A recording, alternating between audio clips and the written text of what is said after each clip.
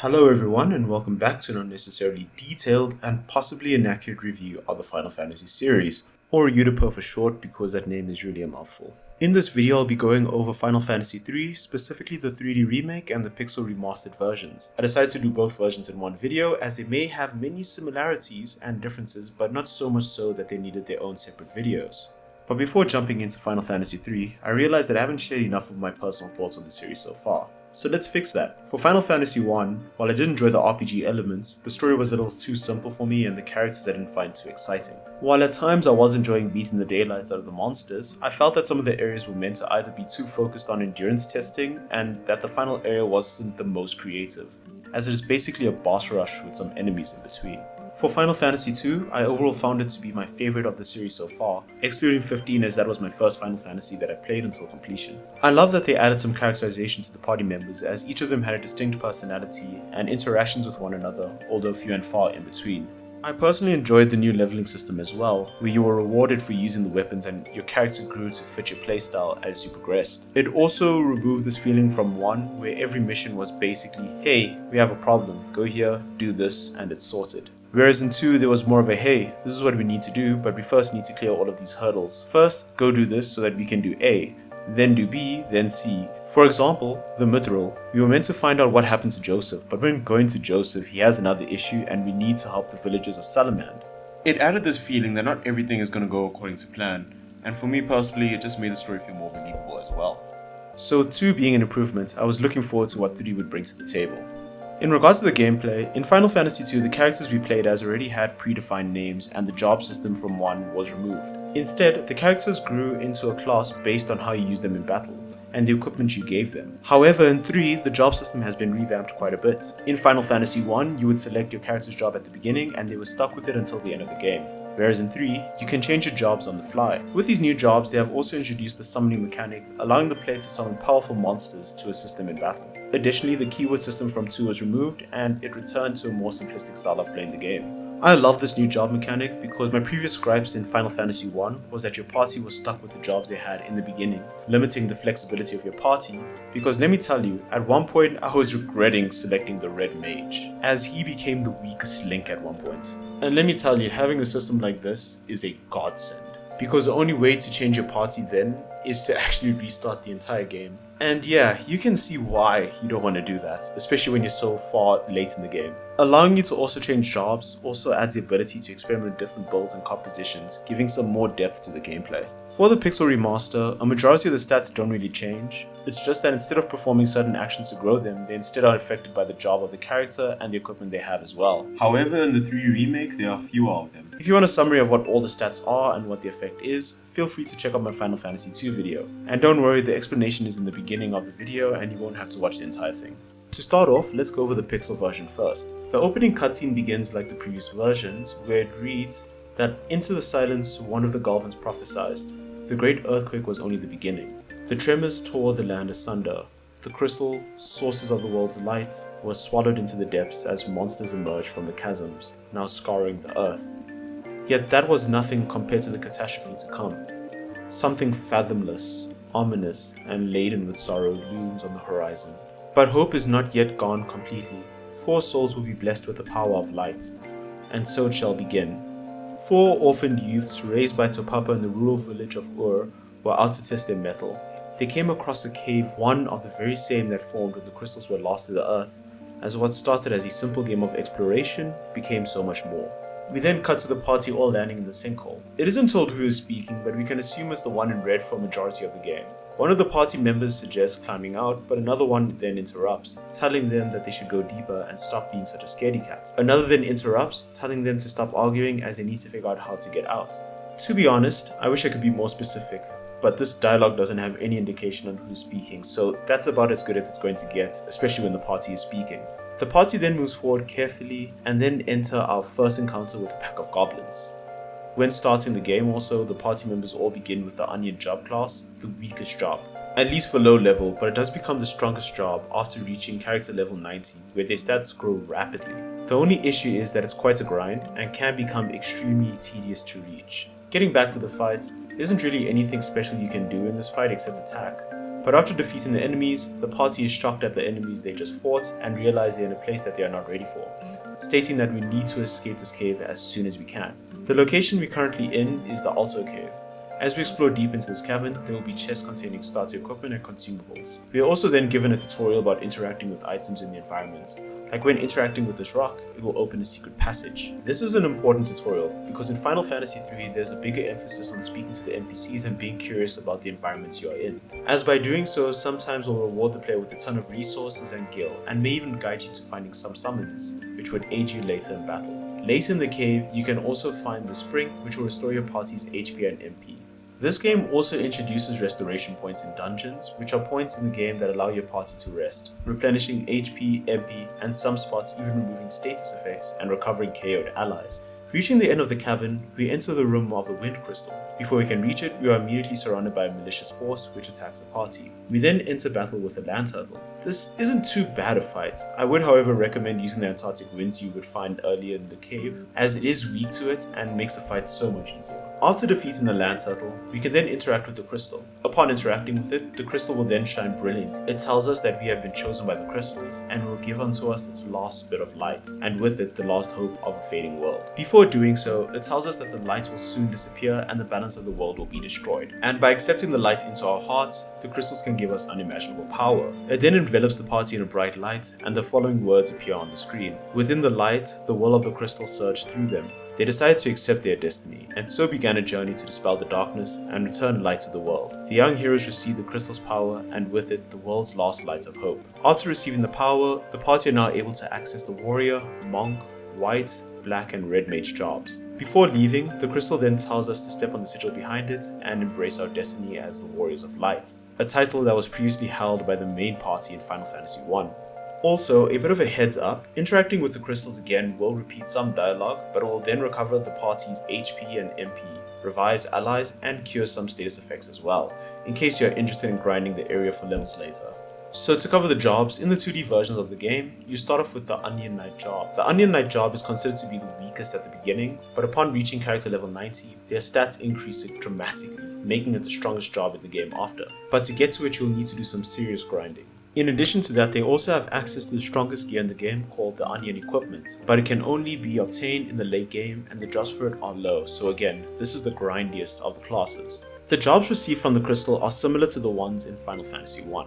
However, Final Fantasy III introduces a new special command feature, where each character can do a special action unique to the job class they are in. The warrior job is basically the powerhouse in the beginning of the game, being able to deliver the most damage but sacrificing defense in the process. In the 2D version, they don't have a special command ability, but in the 3D remake, they can use the advanced ability, which allows them to do bonus damage at the cost of defense. Next, there is the monk class. This class still retains their title as number 1 when it comes to the cheapest class, because this class benefits from not having weapons at all and attacking barehanded. Additionally, they still do a ton of damage when the job reaches a certain level, so if you want to do some really good damage at the beginning, keep one of them on the team. In the 2D version, they don't have any special command ability, but in the 3D remake, they can use the Retaliate ability, which allows a monk to take a defensive stance until the next turn. Then, when they are attacked, they counter-attack, dealing 2 times the damage. I couldn't pull it off myself because my strategy relied on beating the enemy to death, and where possible, nuke them, but it shouldn't stop you from trying.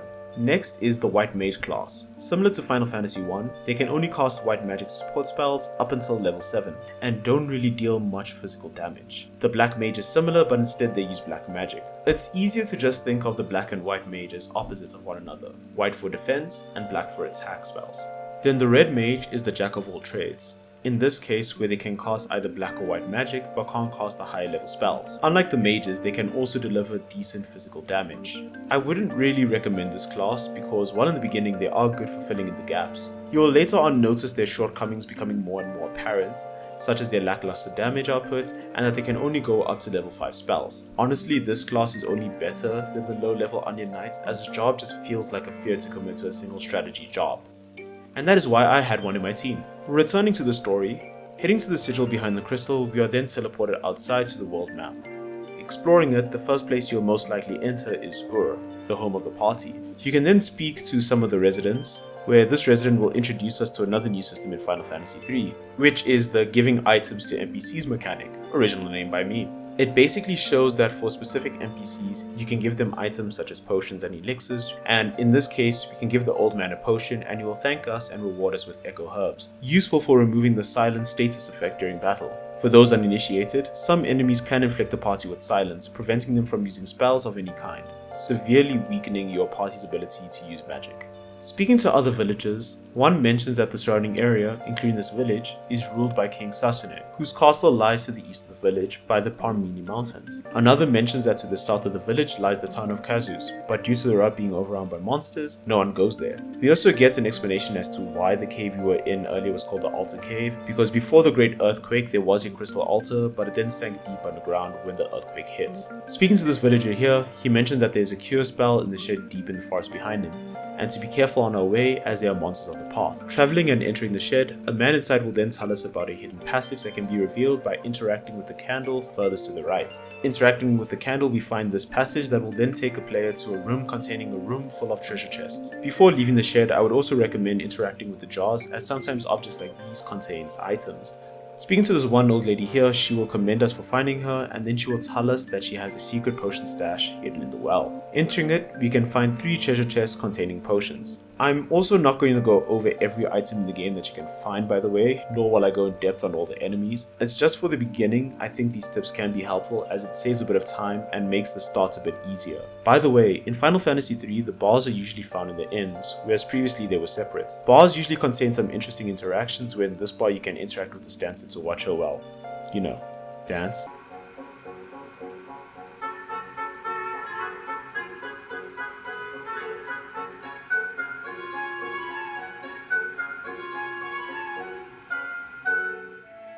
And you can also interact with this piano to play it.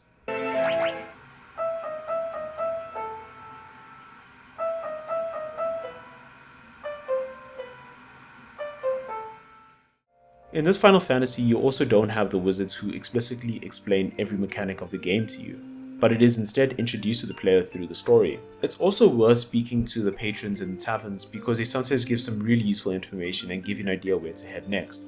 For example, speaking to one of the patrons in this bar, they mention that they can't leave the valley due to a giant boulder blocking the way. Then speaking to this villager here, he'll mention that the villagers await us inside, as Dan sensed what befell the party in the Altar Cave due to his strong connections with the spirit world. Heading inside, we are immediately face to face with Dan, who tells us that the spirits have already told him what happened to us. He then advises us to speak with Elder Tupapa for some words of wisdom before we set off on our journey. Entering the room behind him, we see 3 figures. On the left is Nina, the mother figure for the 4 orphans, aka your party. Bit of a messed up line there, I just realized. But carrying on, she tells us to take care as she will worry greatly for us. On the right is Homak, one of the town elders. He tells us that as long as we remain true to our heart, we will be able to understand the power granted by the crystal. In the center is Topapa, the one who has raised the 4 orphans as well. Before we can explain, he interrupts us by saying that he too was surprised that we were chosen by the light. He then tells us that such a meeting wasn't due to chance, and that the crystal willed it. He continues by telling us that our souls have been touched by the light, and that we can't let the strength it has given us go to waste, telling us that we need to leave at once and seal away the powers of darkness. So after this discussion, I was kind of unsure where to head next. So I went down to the town of Kazus, which was mentioned previously by one of the villagers. Entering it, you'll find a lone man standing by a fire. Where speaking to him, he'll immediately be frightened, but after a bit he'll come speak to us. He'll apologize for running off, saying that he thought we were one of the ghosts. He tells us that the village is haunted and to stay away from the inn as it is full of ghosts. Ignoring the man's words and entering the inn, we see stencils of people, which are the ghosts. Speaking to them, they will mention that a djinn that was sealed in a cavern since a great earthquake has awoken. They then mention that a mithril ring forged in Kazus is the only thing strong enough to contain its power. So to prevent that from happening, it cursed the town, turning them into ghosts. Speaking to the shop owners, they also won't be able to sell you anything due to their curse, as they can't hold anything. One of the ghosts also makes mention of the fact that the townsfolk once made a mithril ring for Princess Sarah of Castle Sasune, mentioning that it could help with the djinn. Then speaking to this one ghost, he will tell you that his name is Sid and that he was originally from Canaan, but due to the Boldenel Valley he can't leave. Due to that, he then plans to stay a night in the inn, but was unfortunate enough to be caught by the djinn's curse. He then offers us his airship, and in return, we help with the predicament he's in. He then tells us that it is parked under the desert next to Kazus, and following his directions, we can then enter the airship, which is the first time in the series we actually get to see what it looks like inside. Past that, we also meet the Sid of this Final Fantasy world, because up until now, every installment had a Sid, and each of them were involved heavily with airships, which I found to be interesting. That aside, we can walk to the steering wheel and begin to take off. Heading then to the Parmeni Mountains, we can then enter Castle Sasune. Outside, we see one known guard, who tells us that the Jinn cursed everyone in the castle, turning them into ghosts, him only being spared as he was out on a mission at the time. He then makes mention of the mithril ring that Princess Sarah supposedly holds. Entering the castle, we can see that the soldier outside wasn't lying, as everyone including the king himself was turned into a ghost. Speaking to the king, he again speaks of the Jinn's curse and mentions that the only way to lift the curse is to defeat the Jinn himself. The party then asks where the Jinn is, and he tells us that the Jinn is sealed in the cave north of the castle, but to defeat it the party will again need a mithril ring to seal him. We then mention to him that we overheard that Princess Sarah might have one, and the king confirms that the princess was gifted one by the people of Kazos, but currently her whereabouts are unknown and he fears that the Jinn may have kidnapped her. We then speak among ourselves and then decide to offer the king our services. The king, grateful, then tells us that the skeleton then is the key to the secret door. Before leaving, one of the ghosts also mentions that in the western tower there's a holy sword called the White Slave and is effective against the undead. I went and immediately grabbed one, and boy was it a good choice, as it will be useful for the upcoming area. To reach the cave, we can use Sid's airship, where upon entering we will face numerous undead enemies as we make our way to the Jinn. Hence why I recommended grabbing the White Slayer from the western tower. At one point we will reach a dead end where it looks as if there's no way forward, but remembering King Sasune's words, we can find the skeleton here, and interacting with it opens a secret passage. Entering it, we find Princess Sarah, whose whereabouts were previously unknown. She tells us that she is there to save her subjects from the Jinn's curse, but there are too many monsters for her to handle. She then explains to the party that the only reason she wasn't affected by the Jinn's curse is due to the mithril ring she had on her at the time. We then suggest that she returns to the castle for her own safety, but she refuses immediately, willing to even go deeper on her own if she has to. Catching up to her and asking her to reconsider, she then requests to travel with us as we cannot seal the Jinn without a ring. Accepting this, Sarah joins the party. When going through the story, from time to time you'll have temporary party members that walk around with you. While you can speak to them, they don't help in combat, and sometimes they're just there to explain some of the mechanics or give advice about the upcoming fights. Although it is better than them just disappearing and only showing up when it's convenient to give and take. I honestly preferred how they were in Final Fantasy II, where they would fight alongside the party and often came with abilities of their own. It would also make you be more invested into the characters as you go along, because when you fight with the characters, you also level them up and control how they work within your party. Going deeper into the cave and reaching the Jinn, Sarah rushes it and tries to banish it using her ring. Unfortunately, it doesn't work, as the Jinn has joined forces with the darkness, making him more powerful than expected. We then enter a fight with the Jinn. If you spoke to Sarah previously, she will mention that the Jinn is susceptible to ice as it uses fire attacks. Thus, using Blizzard or Arctic Wind is effective on it. When fighting the Jinn, it will mainly use fire spells on the party to attack as well as physical attacks. After defeating the Jinn, it is finally weak enough for the mithril ring to be able to banish it. Sarah, happy to have banished the Jinn, says that it's time to return to the castle to cast the ring into the wellspring there and lift the Jinn's curse. She then warps us to the castle, leaving the airship behind. In the castle, she then throws a ring into the wellspring and the curse is lifted, and the princess then bids us farewell as she has duties she needs to attend to, and even though she wishes she could join us on our travels, she knows she will only be a burden. So instead will wait for us to return when we are done with our journey. Making our way back to the king, he thanks us for stealing the Jinn and rescuing Sarah. As a token of appreciation, he gives us a magical foldable canoe, which I'm not sure how it exactly works, but maybe it's like a paper boat that once placed in water becomes an actual canoe, but I digress. With the magical canoe in our hands, we can then cross the lake and reach the airship. By the way, I know that I'm probably butchering this name, but I'm just going to call it Kazuz for the rest of this video. Heading back to Kazuz, we see that all the townspeople are no longer ghosts. Sid then rushes out to thank us and is saying that he's happy that his airship was used for a good cause. He then asks us for another favor, and that is to take him back to his wife in Canaan. With this request, Sid then joins the party. Speaking to him from time to time, he mentions that he is an expert airship craftsman, meaning he built the airship we are currently using. In addition to that, he will remind us of the boulder blocking our way out of Nal Valley, and suggests visiting the blacksmith in Kazuz to fix a mithril prow to the airship. Heading into this building, we can speak to Tucker, the Kazuz blacksmith who has the NPC of an ordinary wizard. Sid then speaks to the wizard, the blacksmith, and tells him that a mithril prow may be what is needed to break through the boulder. The blacksmith then, without a moment's hesitation, agrees and goes to make the modifications to the airship. He then returns saying there's no need to worry about payment, as it's the least he can do for us for saving the town. With the mithril prow added to the ship, the party is then able to break through the boulder. To do this, well, you just fly straight into it. Unfortunately though, the airship is destroyed in the process, meaning that the party is back to walking on foot.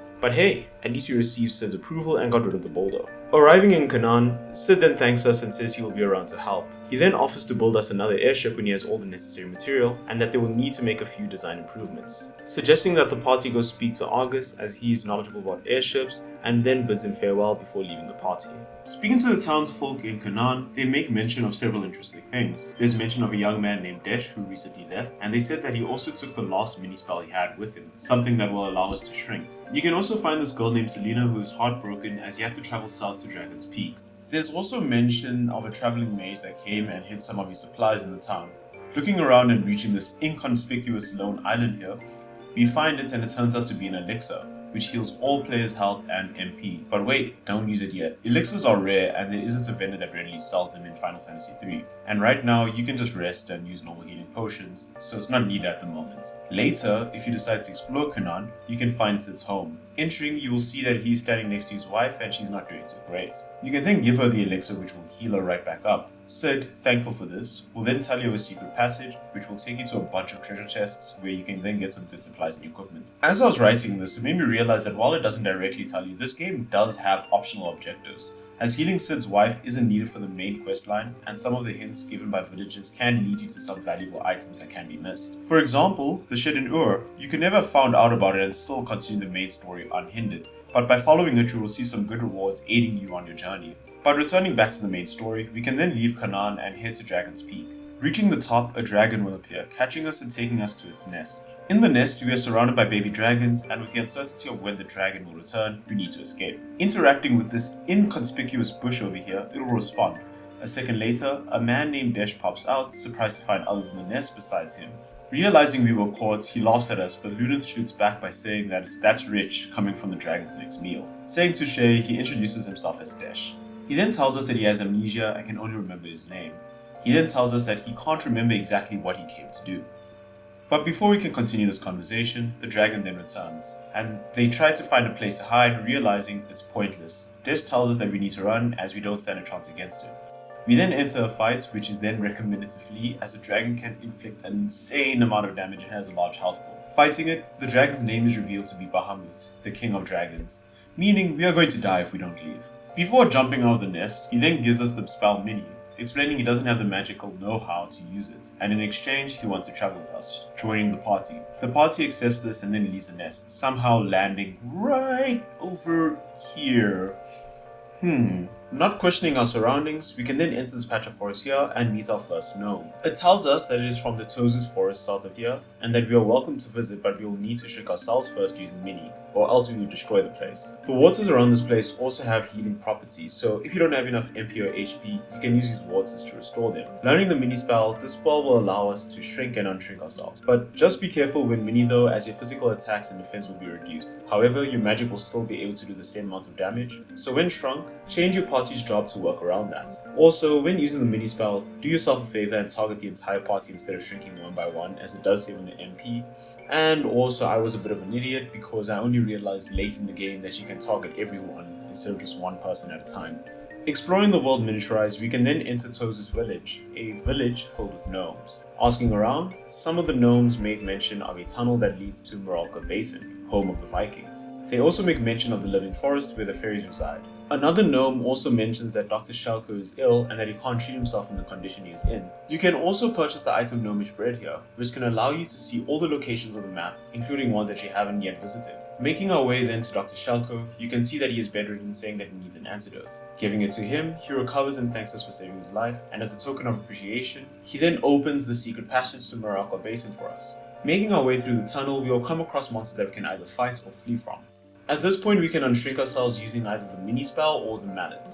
This took me way too long to figure out, by the way, so that's why there's a lot of footage of me in the mini form still. Speaking to the Vikings, they will be in low spirits as an old sea dragon has awoken after the great earthquake and destroyed all of their ships, save for one, the Enterprise. But even with that, they can't set sail as it is still roaming the seas and will attack them if they get anywhere too close. Speaking to one of the two women in the captain's room, one mentions that the sea dragon is the legendary Nepto from the temple nearby. Then speaking to the captain, he is at his wit's end and unsure what to do next and is willing to give us the Enterprise if we can get rid of it. Before leaving, you can speak to one of the Vikings on the way out. They'll mention that even if the Enterprise is still seaworthy, the sea dragon will just attack. And leaving the cove and using the ship, it confirms the Vikings' warnings, and we will enter a fight with it. By the way, its face is actual nightmare fuel. At least it's improved in the 3D version. But I don't exactly know why, but its face in the pixel remastered version is just eerily creepy. Oh, and by the way, if you think it can beat in a fight, think again, because it does a ton of damage, and it would be better to just leave it alone. Heading up, you can find the Temple of Neptos. Interacting with the statue while mini will allow us to enter the empty eye socket of the statue. We then pass through a dungeon of enemies, finally reaching a giant rat. The rat is not too bad, but will use Blizzard to attack the party. But anyway, defeating it, the party then obtains the Nepto Eye, which can then be used to restore the Nepto statue. Fixing the statue then returns the Nepto Sea Dragon back to its slumber. It will then thank us by telling us that it is no ordinary gem, as it is the vessel for its soul, and without it, its physical manifestation cannot be controlled. To further show its appreciation, it then rewards us with the Fang of Water. Before going off into its slumber, it then mentions that the water has lost its shimmer and that the great earthquake led to the light of the elements to be trapped deep within the earth. And before it slumbers, asks us to restore the light. With the Nepto Dragon asleep, we can then resume our journey and the Vikings may resume their plundering. Wait, I don't think that's a good thing. Leaving, we can then find the village of Tokul. However, something is off. Speaking to any of the residents, they flee for their lives.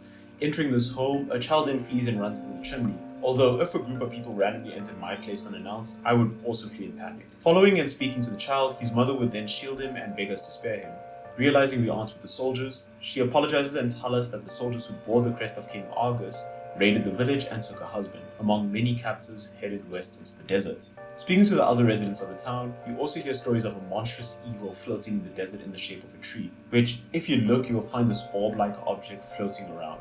In addition, one will mention a town of eccentric people claiming to be descendants of the ancients. You can then speak to the mayor, who tells us that the soldiers have been coming into the village and taking both their food supplies and able-bodied citizens, explaining why there's an absence of young men in the village and all that's left is women or old men, as well as children. But currently we can't do anything else here, so we just kind of have to leave them, I suppose. So before we continue, I just want to take a bit of a pause here, because as you can probably tell, I'm not feeling too enthusiastic about the story. Because so far the story isn't really hitting the right spots for me, as a majority of the story and locations I've been to so far really felt jumbled, and that the party is more or less going along a series of events that eventually led to them finding the crystals and fangs on the way. For example, we destroyed the boulder. That's great. Now Sid wants to head home to his wife and we accompany him. Now what? Oh, there's this man named Desh who just up and left and heads to this dangerous mountain. Let's go after him. Oh no, we have been captured by the dragon. But look, we found Desh. Oh no, the dragon's back, let's run and somehow end up in this place that logically we shouldn't have been able to reach in the first place. Oh wow, this one location I'm in is conveniently near Tozo's, and what's this? Desh happens to have the mini spell, the exact spell we need to enter the gnome village. Oh, these gnomes are so moronic. They don't know how to buy an antidote for the village's only doctor. Oh geez, it looks like it's up to us. Oh wow, Dr. Shelko is well again, and he has a secret passage that will lead us to the Vikings that are having an issue that only we can help with. Oh look, we have helped them solve the issue and they are giving us the only ship that they have left, and the exact thing we need to continue our journey. How cool. I'm really sorry for the mini rounds. As I started saying the story out loud, I started getting irritated with the coincidences and conveniences. One of my pet peeves is when a whole story feels as if it's based on coincidence, and there's no direct focus on the end goal. Unlike in Final Fantasy I, where the Warriors of Light were focused on the crystals and where they were, but they had to sort out other issues that were preventing them from going forward. Also look at Final Fantasy II. Firion and party had a clear goal from the start, and the story flowed naturally. They were given missions to help the rebels out, but of course they got sidetracked as the situation tended to be more complicated than they originally thought. In 3, it feels as if you follow random clues and just chance upon things that are important to them. And don't feed me the line about it being the will of the crystal and this was not mere chance, because honestly that is just a plot contrivance. Another thing that bothered me also is the fangs, because let me tell you, these things are way more important than you think. When you get them, the game is placing heavy importance on them, and I'm not sure why, and half the time they spoke about them in the story, I was like, wait a minute, am I stupid or was I not paying attention? Because the way they go on about these things, and everybody makes them seem so important and have no clue what they're for, and all I know is that I just keep getting them for some reason. But negatives aside, I am enjoying the job system at least. Albeit, I have basic classes at the moment and I do appreciate the mini quests you can find by speaking to the townsfolk. Leaving Toko and making way to the village of the ancients, you can also find chocobos. By interacting with one of them, you can then ride them to travel quickly around the map without fear of entering encounters. But to be honest, I didn't really use them as much, as the other transport methods like boats and airships were close enough that I didn't need them. In addition, I would rather walk to some locations because the amount of time I would have gotten one, I would have already reached my destination, making it a waste of time. Also, if you have Geisel greens, you can interact with this nest here to summon a fat chocobo. This chocobo acts as a transportable chest to store your items or retrieve them. I am a bit unsure where it stores them, but I feel some questions are a bit better off unanswered. By the way, one tiny gripe I have with the Pixel Remastered version is that there's no way to start out your inventory.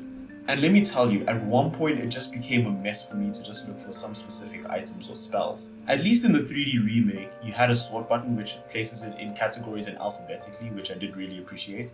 But here, I just used the fat chocobo to just get rid of equipment just to reduce the clutter in my inventory. Reaching the town of the ancients, you can then find a bit of background about the world. Speaking to them, we can find out the following. These people first do believe they are the descendants of the ancients, the creators of civilization as we know it in this world. Their creed is to live in harmony with nature and that they follow the rule of surrendering to the greater will of the world, as one cannot rely on modern machinery. You also hear mention of the light and dark being living forces, where in due time they choose 4 young heroes to bequeath their powers to when the time is right. They then mention the warriors of dark who save the world from the wrath of light, whereas we are chosen to restore it, giving a bit of world building and telling us that for the world to survive, light and dark need to be balanced, and depending on the shift, either warriors of the dark or light are needed. They also explain that these shifts occur by people abusing the power of either one, such as them abusing the power of the light, and them being unable to handle its power, leading to the wrath of the light and its untold ruination it brought to the world. One person then mentions that the continent we are currently standing on is floating, and this was due to one of the ancients making this possible with the Tower of Augen giving enough power to keep us afloat. You can also see this if you go to just the edge of the map, where you can just see clouds. Oh, just a minor thing, we can also find this kid who says he'll give us a reward for running around the continents on a chocobo. Doing this, he'll be impressed and give us a gnomish bread.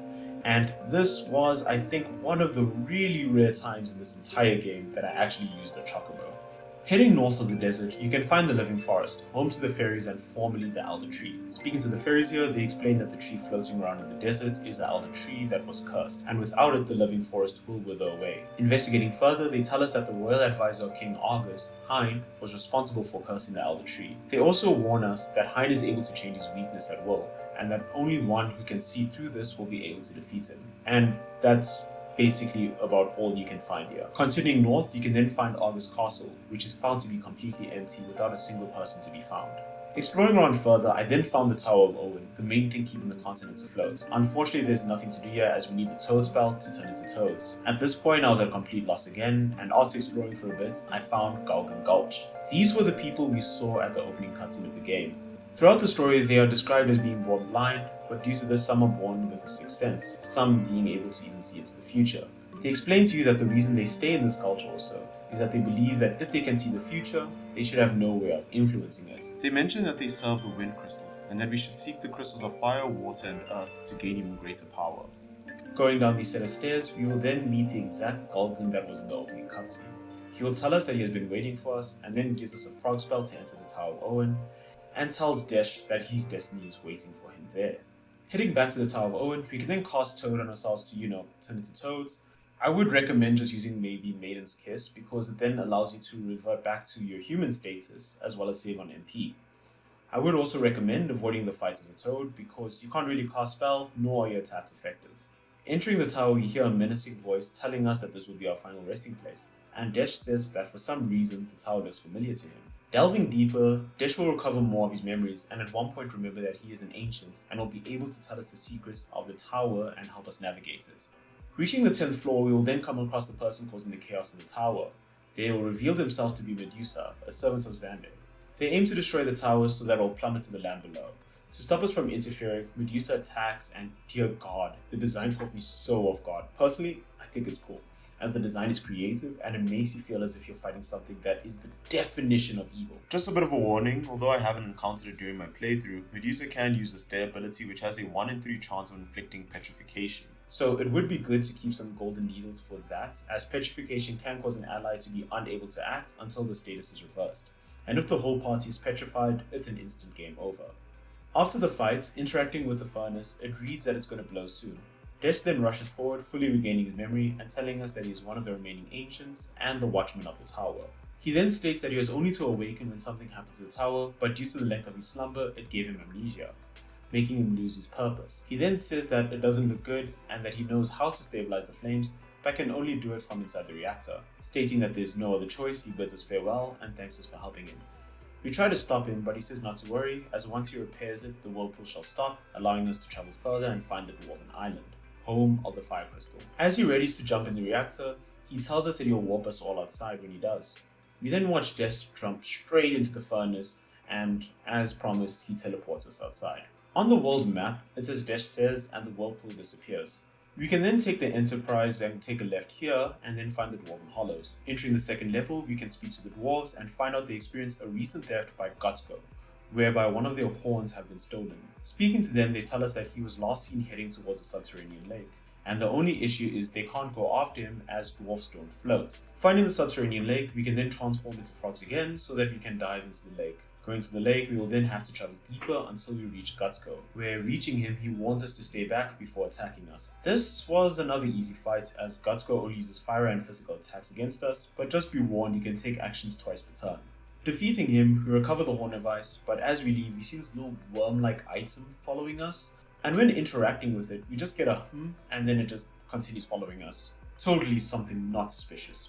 Making our way out of the lake and back to the dwarves, speaking to them, they then lower the magical wall for us so that we can return the horn to its rightful place. Placing the Horn of Ice back on its pedestal, Gutsko then reveals himself, taking the opportunity to grab both this time. He then flees, stating now that he has both and is able to extinguish any flame and thus be able to reach the Fire Crystal. Giving chase, we can then enter the mountains of the north and enter the Molten Cave. Traversing through this, I noticed that the lava falls from the previous Final Fantasy games have been nerfed, not doing damage per step anymore, and just more acts like an orange pool of water. Eventually reaching the Fire Crystal, we find Gutsko standing in front of it, absorbing its power.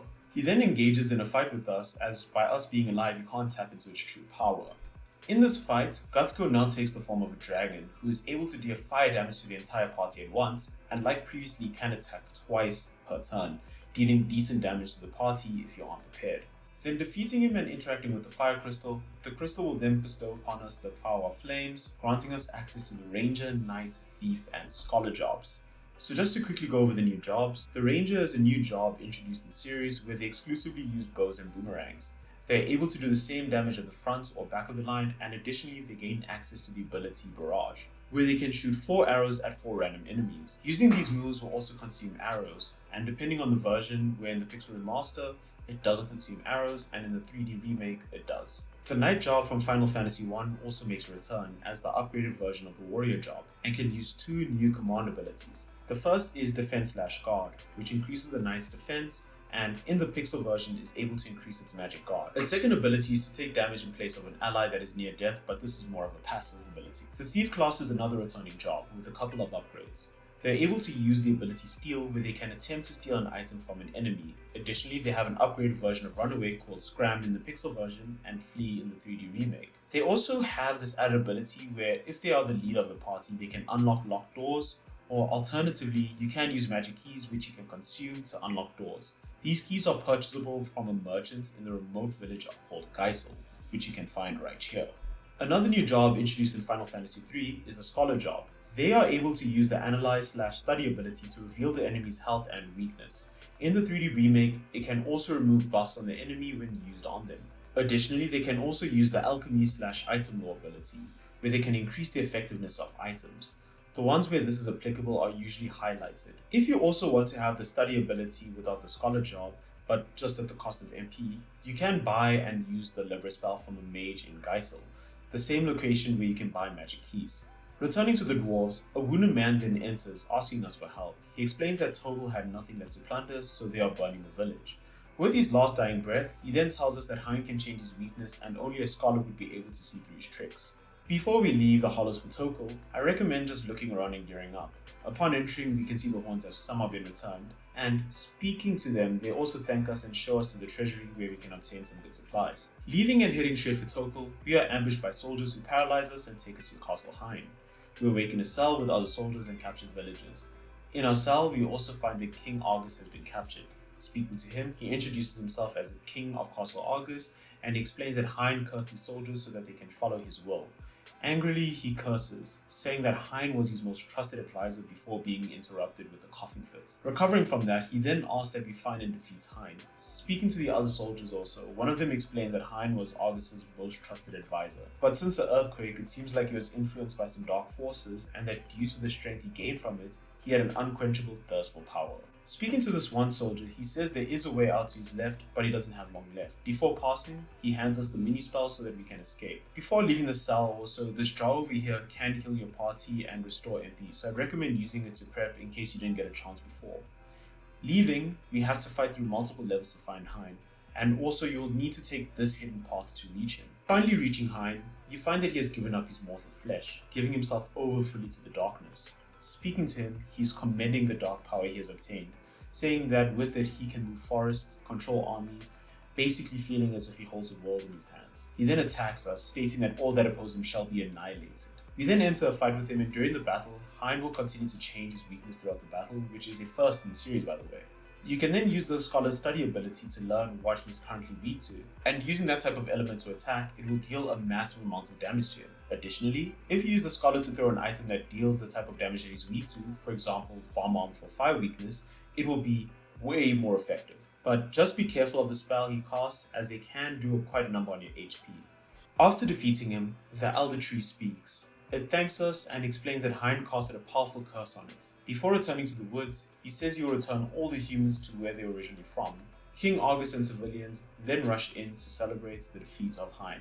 The scene then fades to black as the Elder Tree drops us off. Arriving in the living forest, the Elder Tree thanks us again for saving it, saying that it is now back to where it belongs. It then re-emphasizes the importance of the Warriors of Light in re-establishing the balance between light and darkness, and again, our role in it. As a token of appreciation, it awards us the Fang of Wind, and it then mentions that due to Hein's treachery, he will have to forbade visitors from entering the forest for at least a few millennium while it heals.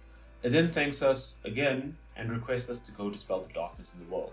Returning to Tokul, you can see all the residents have been returned, including the woman's husband. Heading back to Castle Argus, you also see the soldiers have returned and King Argus is sitting in his chambers. Speaking to him, he will thank the party for restoring peace back to his kingdom and rewards the party the Wheel of Time, a device that was constructed by the ancients and has been in his family for generations. He tells us to take it to Sid in Canaan, where upon giving it to Sid, he will then make modifications to the Enterprise such that when we are on it, it can then turn into an airship, with the only caveat being that it can only land in water as it was previously a ship. Using the airship, we can then fly across the map and leave the continent. We then find ourselves out in the open sea with a few locations we can visit. We can find this one location called the Temple of Water, where at the end, we find a crystal shard where upon interacting with it, a voice in the temple will then tell us that only Arya, the priestess of the Temple of Water, is permitted to touch the water crystal shard. Exploring the other locations on the map, we eventually reach an island with a shipwreck off of the coast. Entering it, we find an old man taking care of a young lady at the back. Speaking to him, he tells us that most of the world has been underwater since the Great Earthquake, but he avoided it due to being on a boat at the time. He also found the young woman behind him as she was clinging onto a piece of driftwood and says that they're the only survivors as far as he is aware. Interacting with the lady in the bed, you can give her a potion to wake her up. I gave her an elixir just to make sure that it heals her.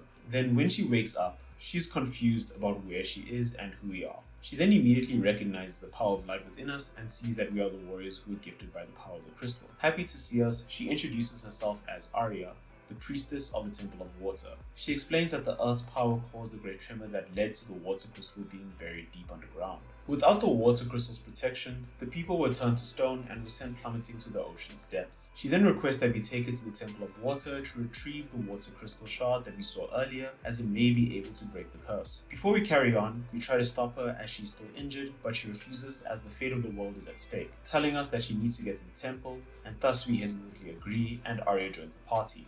Asking her about the shard, she then tells us that we'll be able to lift the seal on the door in the Cave of Tides. Returning to the shard, Arya is relieved to see that it has not lost its light as of yet, and says that we need to take it to the cavern north of the temple. Arriving at the door, she tells us that the reason it is sealed is to prevent outsiders from entering the inner sanctum, and that it can only be opened by a priestess of the water temple. Arya then kneels and faces the door, murmuring a prayer. A beam of light then removes the seal on the door, allowing us to proceed further. Going deep into the Cave of Tides, you will eventually reach the water crystal, where Arya will then approach it and return the shard to the crystal, causing it to regain its brilliance. As Arya approaches us, she notices a figure getting ready to shoot at us, telling us to watch out as she pushes us out of the way and takes the fatal shot in our place. The hooded figure then approaches us, telling us that the cursed arrow was meant for us, and it then reveals itself to be the Kraken, and that they were tasked by Xander to ensure that the water crystal did not regain its light. Saying that, we then enter a battle with the Kraken. For this fight, just be prepared for the Kraken to use spells such as Blizzaga and Blizzara. I just defaulted to my usual strategy of beating the living daylights out of it, to be honest.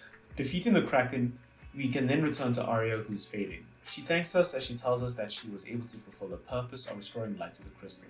She then gives us the title imbued with the power of water, allowing us to access the jobs of Geomancer, Dragoon, Viking, Black Belt, Dark Knight, Evoker, and Bard. She tells us that we must then continue our journey without her, as the world needs light to dispel the darkness. After Arya passes, the earth then begins to tremble and Luneth refuses to leave Arya behind. The other members then try to tell him there's no time and that they have to leave, but it's already too late as the screen fades to black.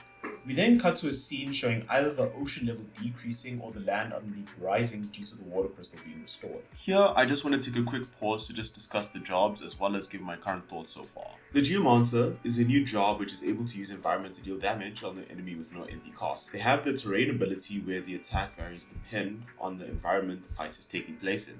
I honestly don't have much to say because I didn't really use this job much, but I did find it an interesting addition. The next job is the Dragoon, one of my favorites. They generally use spears to attack and deal increased damage to flying enemies, and no, not all enemies that have wings count as flying enemies.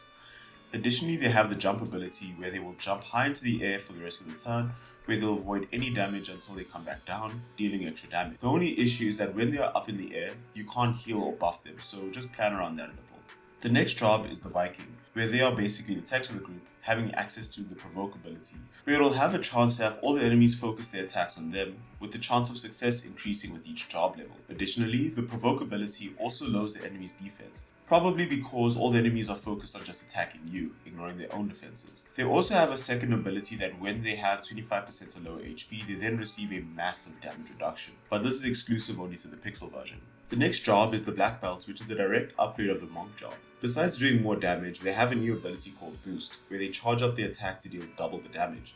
They can also use the boost a second time to do triple the damage, but if you use it a third time in succession, they will then overcharge, losing the boost and halving their HP in the process.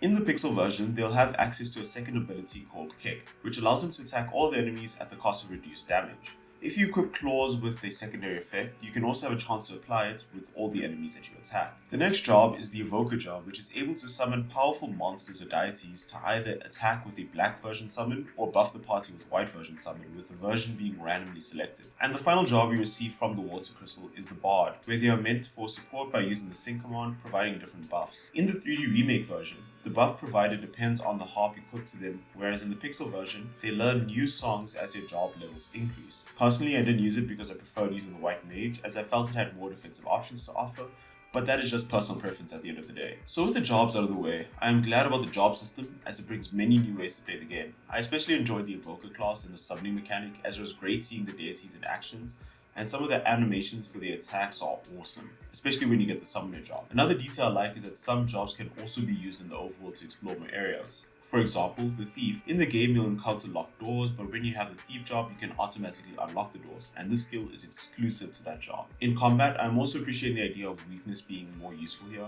Although you can just get by beating common enemies with normal attacks, you do see a difference when you take advantage of the enemy's weakness when facing a boss. Unfortunately, I still have the same gripes about the story up until the Argus and Elder Tree section. The area with the dwarves felt as if it was just thrown in there and there isn't really much explanation into what Ice Fangs did. So what they had to do was have Gutsco exclaim their use, as none of the dwarves explained why Gutsco would steal it. Another point of the story I felt could have been done better was with the Golgans. I honestly stumbled upon them when I was lost again, and when you speak to them it feels like their only purpose was to tell the player where to go next and give us the toad spell.